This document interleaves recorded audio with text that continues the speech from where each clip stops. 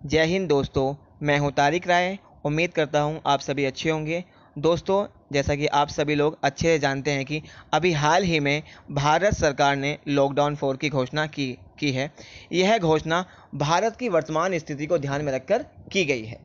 वास्तव में भारत के हालात अच्छे नहीं हैं और इस स्थिति से निपटने में काफ़ी लंबा समय लग सकता है। दोस्तों, यह एक लंबी लड़ाई है और हमारे हित में है। तो ऐसी स्थिति में लगभग 3-4 माह तक कोचिंग पर क्लासेस की परमिशन मिलना तो पॉसिबल नहीं है।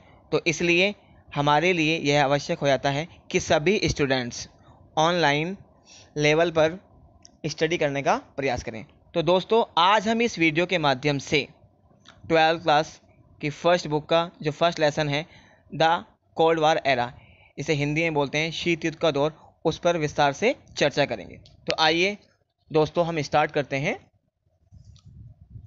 ठीक है। तो दोस्तों, सबसे पहले मैं आपको बता दूं कि जो हमारी पॉलिटिकल साइंस की 12th क्लास की फर्स्ट बुक है, जिसका नाम है कंटेम्प्रेरी वर्ल्ड पॉलिटिक्स, या जिसे हिंदी में हम बोलते हैं समकालीन विश्व की राजनीति या समकालीन विश्व राजनीति। ठीक है। तो इसमें जो हमारा फर्स्ट लेसन है, जिसका नाम है शीत युद्ध का दौर। तो दोस्तों, इस वीडियो के अंतर्गत हम जो हमारा पॉलिटिकल साइंस का फर्स्ट पार्ट है शीत युद्ध का दौर, उसके अंदर जो कुछ इंपॉर्टेंट टर्म्स हैं उनके ऊपर चर्चा करेंगे। ठीक है। तो दोस्तों, हम स्टार्ट करते हैं। सबसे पहले शीत युद्ध, ठीक है, जिसे हम इंग्लिश में बोलते हैं कोल्ड वार। तो दोस्तों, शीत युद्ध क्या है? शीत युद्ध की अगर हम बात करते हैं तो इसके बारे में विभिन्न विद्वानों ने अलग अलग विचार दिए हैं और शीत युद्ध एक बहुत ही महत्वपूर्ण अवधारणा है। और अगर हम इसके एक अर्थ की बात करते हैं तो शीत युद्ध से अभिप्राय एक ऐसी स्थिति से है जब दो या दो से अधिक देशों या महाशक्तियों के बीच में उत्तेजित अर्थात भड़का हुआ एवं तनावपूर्ण वातावरण हो, अर्थात युद्ध होने की पूर्ण संभावना हो, परंतु वास्तविक रूप से उनके बीच में कोई युद्ध ना हो रहा हो। ऐसी तनावपूर्ण स्थिति को हम शीत युद्ध के नाम से जानते हैं। दोस्तों, शीत युद्ध का आरंभ वैश्विक स्तर पर दूसरे विश्व युद्ध के बाद सन 1945 में हुआ, जब वैश्विक स्तर पर दूसरे विश्व युद्ध के बाद दो महाशक्तियों का उदय हुआ। एक तरफ अमेरिका और दूसरी तरफ कौन था? Soviet union. ठीक है। तो दोस्तों, शीत युद्ध का जो सबसे प्रमुख कारण था वो था विचारधाराओं में संघर्ष। दोनों देश, अमेरिका और सोवियत संघ, विश्व की अलग अलग जो विचारधारा है उसका प्रतिनिधित्व कर रहे थे। एक तरफ अमेरिका डेमोक्रेसी और पूंजीवाद का समर्थन कर रहा था, दूसरी ओर सोवियत संघ साम्यवाद और समाजवाद का समर्थन कर रहा था। तो दोनों ही देशों में इस बात की होड़ लगी थी कि बेहतर आर्थिक विकास करने का सिद्धांत कौन सा है। ठीक है। तो दोस्तों, अगर आप इस तरीके से भी नहीं समझ पाते हैं और आपको इसे समझने में समस्या आ रही है तो हम इसे बहुत ही इजी वे में भी समझ सकते हैं। जैसे आप सीधा लिख सकते हैं कि दूसरे विश्व युद्ध के बाद सन 1945 से सन 1991 तक अमेरिका और सोवियत संघ के बीच जो तनावपूर्ण स्थिति बनी रही उसे हम शीत युद्ध के नाम से जानते हैं। कितना सिंपल है दोस्तों, देखो। ठीक है। तो दोस्तों, एक बात आप जरूर ध्यान रखना, शीत युद्ध एक ऐसा युद्ध है जो युद्ध भूमि में नहीं लड़ा जाता बल्कि मस्तिष्क में लड़ा जाता है। यह एक ऐसा युद्ध है जिसमें कोई खून खराबा नहीं होता, बल्कि यह एक क्या था? कूटनीतिक युद्ध था और जिसमें विचारों की लड़ाई चल रही थी। ठीक है। तो दोस्तों, ये जो हमारा टर्म्स था कोल्ड वार या शीत युद्ध, इसे समझने के बाद हम जो हमारा नेक्स्ट इंपॉर्टेंट टर्म्स है वो है गुटनिरपेक्ष आंदोलन, जिसे हम बोलते हैं इंग्लिश में नॉन अलाइंड मूवमेंट। ठीक है। या शॉर्ट में हम इसके लिए नेम वर्ड भी यूज कर सकते हैं। तो दोस्तों, गुटनिरपेक्ष आंदोलन क्या था? आइए इसे समझने का प्रयास करते हैं। तो दोस्तों, गुटनिरपेक्ष आंदोलन गुटनिरपेक्षता की नीति अपनाने वाले तीसरी दुनिया के देशों का एक ऐसा समूह है जिसने अमेरिका और सोवियत संघ दोनों महाशक्तियों के दबदबे को चुनौती देने का प्रयास किया। ठीक है। इसमें तीसरी दुनिया के विकासशील देश शामिल हैं, जिसके अंतर्गत हम एशिया, अफ्रीका और लैटिन अमेरिका के देशों को रख सकते हैं। ठीक है। गुटनिरपेक्ष देश एक ऐसी विश्व व्यवस्था में विश्वास रखते हैं जिसमें स्वतंत्रता और समानता हो। ठीक है दोस्तों, जब हम गुट निरपेक्ष आंदोलन की बात करते हैं तो हमारे लिए यह जानना भी बहुत आवश्यक है कि गुट निरपेक्ष आंदोलन का जो फर्स्ट सम्मेलन हुआ था या जो फर्स्ट कॉन्फ्रेंस हुई थी वो 1961 में यूगोस्लाविया में हुई थी और इस सम्मेलन में अराउंड 25 कंट्रीज ने भाग लिया था।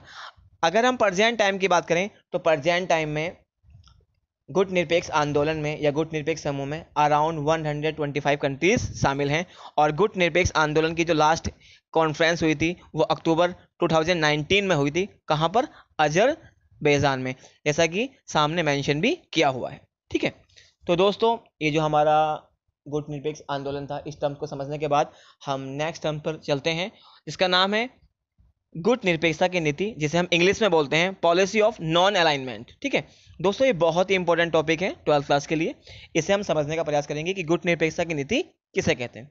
तो दोस्तों, गुट निरपेक्षता की नीति का अर्थ है स्वतंत्र विदेश नीति अपनाते हुए, स्वतंत्र विदेश नीति अपनाते हुए सैनिक गुटों और शक्ति की राजनीति का विरोध करना और अंतर्राष्ट्रीय राजनीति में महत्वपूर्ण भूमिका निभाना, या हम ये भी कह सकते हैं सही और गलत में अंतर करते हुए सदैव सही नीति का समर्थन करना।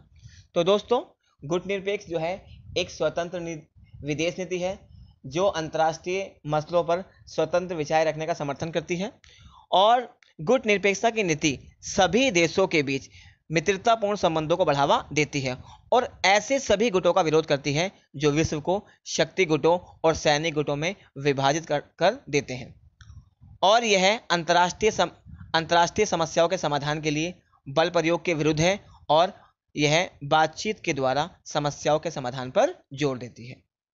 ठीक है दोस्तों, उम्मीद करता हूँ आपको बेहतर रूप से समझ आया होगा। तो हमारा इसमें जो नेक्स्ट टर्म है वो है अवरोध, जिसे हम इंग्लिश में बोलते हैं डिटरेंस।